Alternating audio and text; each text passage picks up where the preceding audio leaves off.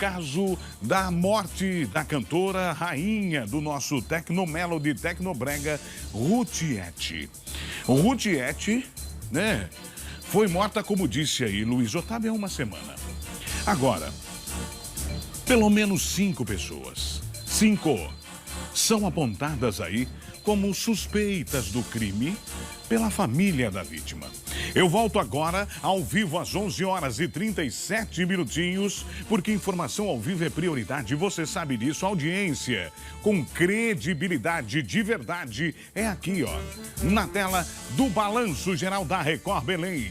Por isso eu quero você ligado e ligada com a gente. Luiz Otávio já está ao vivo e vai trazer as últimas atualizações, mais informações, já que, como você mesmo disse, Luiz, nós tivemos conversando exclusivamente, só aqui, ó, na Record Belém, com a advogada que está à frente desse caso, tentando também entender aquela pergunta que todos nós, aqueles amantes da música, aqueles que gostam da música paraense, estão fazendo agora. Quem matou Rutiete? Bom dia mais uma vez, Luiz. Exatamente, Renê. Um bom dia a você agora em definitivo e a todo mundo que nos acompanha aqui dentro do Balanço Geral. Essa é a pergunta que todo mundo se faz, não só os familiares da cantora, mas também a legião de fãs que ela colecionou, não só aqui no Pará, mas também na região norte. Pessoas que desde a década de 90 acompanhavam a carreira dela, os grandes sucessos e lançamentos que inclusive até hoje fazem sucesso em casas de shows, em festas, bares e qualquer evento em que contam aí com música regional, tecnobrega. As músicas da Rutiete acabam tocando. Muita gente, inclusive, acaba descobrindo na realidade por meio da música quem é essa cantora e principalmente o quanto ela era famosa aqui no estado do Pará. Infelizmente, né, a Rutiete, conhecida como a rainha do Tecnomelody, Tecnobrega, foi encontrada morta há uma semana dentro da própria casa, na Alameda Paulo Freire, no bairro da Marambaia, né? Rutiete era muito conhecida, inclusive, pelos moradores do bairro da Marambaia. Era querida pelos vizinhos, pelos amigos, o pessoal que mora na vila aonde ela morava, inclusive sempre chegavam a conversar com ela e durante a nossa equipe estar nesse local, nós conseguimos ouvir somente coisas boas do quanto ela era querida e atenciosa com os vizinhos, com os amigos e também com os familiares, já que alguns desses familiares moram bem próximo da cantora, lá mesmo na Alameda Paulo Freire. A Rutiete, ela travava uma luta, inclusive, contra a esquizofrenia, né? Ela que fazia tratamento, mas mesmo assim não diminuía a paixão pelos palcos, a paixão por desenvolver a sua atividade artística, que inclusive era o sonho dela, cantar. Ela mesma chegou a mencionar em outras entrevistas, em podcasts que ela participou, o quanto ela tinha um sonho de ser reconhecida. E assim, depois que ela começou a cantar, o talento foi reconhecido,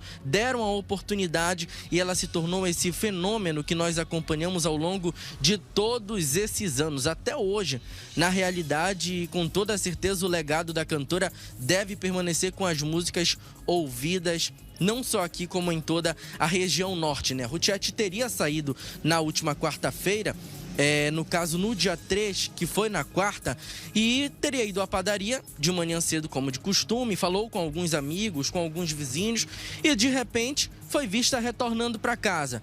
Só que a partir daí, desde o início da manhã do dia 3, a cantora não foi mais vista, sem movimentações dentro da casa. Foi então que uma familiar teria dado por falta dela. Ela não apareceu aqui, até então não deu sinal de vida e os familiares decidiram entrar na residência da cantora. Inclusive, só para você ter ideia, Renê, quem fez essa barbárie com a cantora pensou em montar de forma estratégica, né, todo o espaço para tentar forjar um cenário de que ela mesma tinha feito aquilo, de que ela tinha tirado a própria vida, né? A pessoa que fez já foi mal intencionada e já fez, é claro, tudo absolutamente planejado. O objetivo era fazer com que não houvesse perícia, porque a gente sabe que em situações dessa natureza não tem perícia, o corpo é removido, passa por uma perícia lá no Instituto Médico Legal e depois o corpo ele é devolvido à família, que segue os procedimentos funerários, né? O enterro, o velório e depois o enterro. Só que quem chegou na residência viu que na realidade estava tudo muito bagunçado, roupas completamente marcadas por sangue, tanto pelo térreo da casa quanto no primeiro andar, e uma verdadeira bagunça. Algumas coisas também foram fundamentais para que naquele momento a família, Renê, batesse o pé e dissesse: não vai ter só remoção, tem que ter perícia, porque isso na realidade não foi uma morte causada por ela mesma, mas sim alguém que ocasionou a morte da cantora. E foi dito e certo, meu amigo, a perícia chegou, constatou lesões pela cabeça e descartou de uma vez por todas a possibilidade de Rutiete ter tirado a própria vida. A gente vai acompanhar a primeira parte dessa entrevista exclusiva com a advogada Aline Vasconcelos, do que já foi apurado pela Delegacia de Feminicídios que investiga o caso, e o descarte da hipótese da cantora ter tirado a própria vida, dela ter feito isso com ela. Vamos acompanhar a primeira parte da entrevista. O suicídio ele foi descartado no momento em que começou-se a fazer a perícia de local de crime, né? O cabo que estava ali enrolado no pescoço de Rutiete era muito longo, comparado com a altura em que o corpo teria que estar tracionado. Esse corpo não estava tracionado. Rutiete foi encontrado de decúbito frontal, aí com o joelho apoiado no chão, descartando a suspensão, e também havia uma quantidade muito grande de sangue no local de crime, indicando realmente que ela havia sido golpeada, ela não morreu naquela posição, ela foi levada até aquela posição, ela foi morta em um outro cômodo da casa e levada até o local em que ela foi encontrada. Tá aí, só para você ter ideia mais ou menos do que esses poucos minutos de perícia conseguiram revelar dentro de todo esse caso. Você prestou atenção e percebeu na fala da própria advogada. Ela não ficou naquele local. A perícia, inclusive, Renê, e você que está nos acompanhando, chama essa posição de repouso final, que é o local, basicamente, onde a pessoa ela acaba ficando depois que acaba morrendo. A ideia de quem mexeu na cena desse assassinato, desse feminicídio, foi fazer com que a perícia acreditasse que, na realidade, ela teria morrido lá, ela teria ocasionado a própria morte próximo da escada. Mas, na realidade, a gente sabe quantos mecanismos a perícia ela já tem, e principalmente a tecnologia que auxilia nesses casos, né? Haja vista que foi feita uma perícia, depois no outro dia, no dia 4, a equipe da Delegacia de Feminicídios esteve novamente na casa. Eu e o repórter cinematográfico Mauro Cruz estivemos, inclusive, registrando essa movimentação da perícia, coletando roupas, objetos, além de outros materiais que estavam dentro da casa. E é claro que, por meio da perícia, todo esse cenário ele acabou sendo desmontado pelo laudo, a princípio, emitido pela polícia. E a gente mesmo acompanhou agora na entrevista da doutora Aline, em que ela menciona que a polícia comprova de que ela não morreu naquele local. Ou seja, ela foi morta em outro espaço da casa, ela foi arrastada por dentro do imóvel e logo após foi colocada naquele local. E ao redor do corpo, os assassinos, na realidade, conseguiram colocar uma corda, tentando forjar que ela tinha feito aquilo mesmo, que tinha tirado a própria vida. Mas os próprios vizinhos e familiares próximos disseram: ela não teria motivo para fazer isso. Ela estava em busca do tratamento de esquizofrenia, estava com muita vontade de voltar a cantar, era final de ano, muito show aparecendo, muita agenda ia surgir para a cantora, então não teria motivo para que ela fizesse isso com a vida dela. A luta dela, na realidade, era contra a esquizofrenia e não contra si mesmo ou contra a própria carreira que estava em desenvolvimento cada dia mais, porque ela era muito convidada para participar de shows, inclusive o último no aniversário da cidade de Oeiras, né? Só que assim, ela tinha muito que recusar alguns shows, até mesmo porque como ela fazia o tratamento de esquizofrenia, o médico já tinha pedido que ela desse uma pausa nessa grande quantidade de shows. Ela estava liberada apenas para fazer um show por mês, até porque a gente sabe que shows, pessoas que trabalham nessa área, elas viajam bastante, elas perdem sono, perdem madrugadas, até mesmo porque a gente sabe que as programações, os cantores principais geralmente entram aproximadamente meia-noite, né, para poder cantar, para poder fazer o show. Então isso vinha dificultando cada dia mais e piorando o quadro de esquizofrenia da Rutiet. Muitas pessoas, inclusive, chegaram a ventilar que ela era usuária de drogas.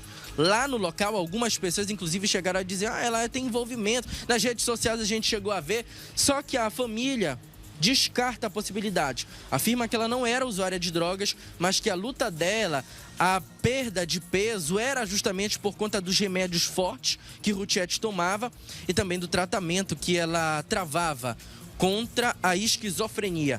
A advogada também falou sobre isso e a gente vai acompanhar agora. Vale lembrar que muito se fala de que Rutiet seria usuário de entorpecentes, e essa é uma hipótese que ela não procede, tá? Essa hipótese de que Rutiet estaria devendo dinheiro para tráfico, álcool do tipo, esta hipótese foi descartada, né? Rutiet era esquizofrênica, mas não usuária de drogas. Tá aí, olha, só para você ter ideia, a todo momento vão chegando informações aqui pra gente sobre realmente o que já se tem de comprovação.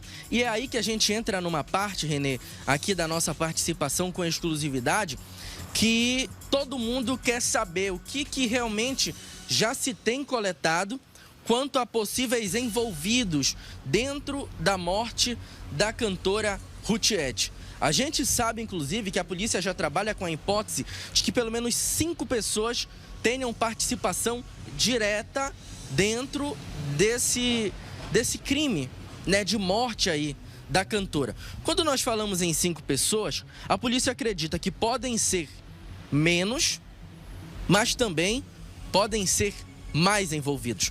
Quando a gente trata de uma cena de crime, isso eu estou dizendo aqui porque foi o que eu consegui coletar com as autoridades, né? E o que a polícia trabalha com a hipótese é de que pelo menos 2 pessoas podem ter participado, 1 ou 2, diretamente do crime, do assassinato, feminicídio, da morte da cantora na residência, e pelo menos outras pessoas, pelo menos outras 3 pessoas, podem ter participado de forma indireta, ou seja, de forma intelectual, que é como a polícia afirma, né? A pessoa que planeja tudo, organiza tudo, fica por trás dos bastidores, tentando fazer com que aquilo não seja desvendado.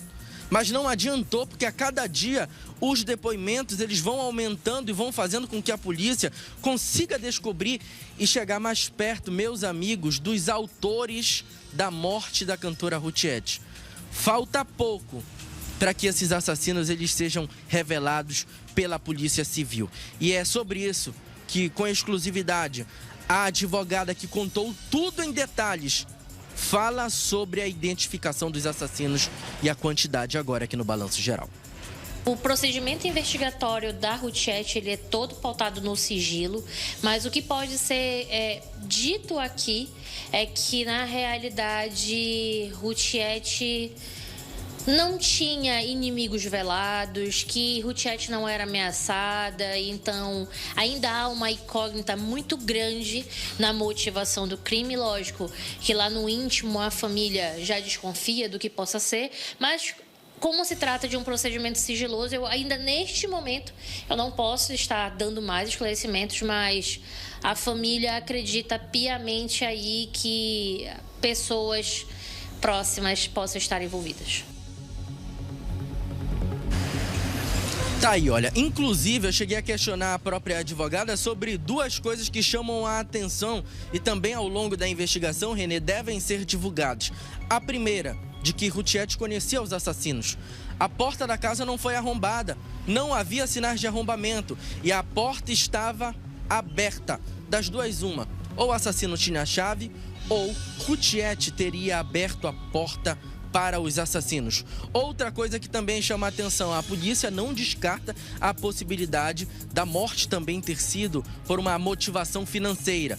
Aliás, assim como pode também ter sido outras motivações, mas que só as investigações deverão apontar. O Balanço Geral acompanha com exclusividade o caso Rutiete desde os primeiros momentos e a gente segue nas apurações, Renê, para trazer todo o conteúdo para quem está nos acompanhando. Volto com você. Muito obrigado, viu, Luiz Otávio? Parabéns por esse belíssimo trabalho. É isso que a gente diz, é o jornalismo verdade. É o jornalismo com credibilidade. Nós vamos continuar debruçados em cima do caso Rutiete. O que aconteceu? Muitas hipóteses são levantadas. A Rutiete tinha, sim, um problema de saúde, que era a esquizofrenia. Mas nada dá o direito e nem a justificativa de tirar a vida dessa artista paraense. Então nós vamos continuar, junto com o Luiz Otávio e também todo o nosso time de jornalismo aqui da Record Belém, para que a gente possa, na realidade, tentar entender. E junto com a polícia trazer a informação de quem matou aí Rutiete.